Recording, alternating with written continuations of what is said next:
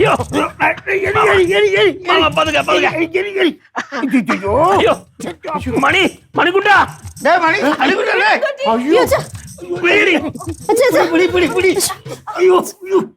അയ്യോ എണ്ണയെ കൊണ്ട് എന്നെ കോരി വീത്തിവിടെ. അത് ഞാന് കയ്യിൽ ഇച്ചിരി പരട്ടിക്കൊണ്ടിരുന്ന മാമ. അതിവിടെ ഇവിടെ ഇരുന്നാണോ നീ എണ്ണ വരുന്നത്? എണ്ണ തറക്കി വിട്ടല്ലോ. അത് എടുത്തോണ്ട് പോവാൻ മറന്നുപോയി. ഒടിഞ്ഞോ? പ്രശ്നമൊന്നുമില്ലല്ലോ. ഒടിഞ്ഞോളോ? എന്തൊരു വേദന. വേറെ കുഴപ്പമൊന്നുമില്ല. ഇവിടെ അടിച്ചാ മതി. ഇങ്ങോട്ട് നോക്കി. ഈ വീട്ടിൽ എന്തൊക്കെയോ അനർത്ഥങ്ങളുണ്ട്. എന്തൊക്കെ അനർത്ഥങ്ങളുണ്ട്. അനർത്ഥങ്ങളോ? അത് ഞങ്ങളിപ്പോ അത് സംസാരിച്ചോണ്ടിരുന്നു. ഇപ്പോഴുണ്ടല്ലോ താണ്ട ഇപ്പോഴ് ഞാൻ അടുക്കളയില് വെള്ളം ചൂടാക്കി ഇങ്ങനെ പൊക്കിയെടുത്തപ്പോഴും അവിടെ ഇരുന്ന പിച്ചാത്തി ടപ്പോന്നും മറിഞ്ഞ് താഴോട്ട് വീണു.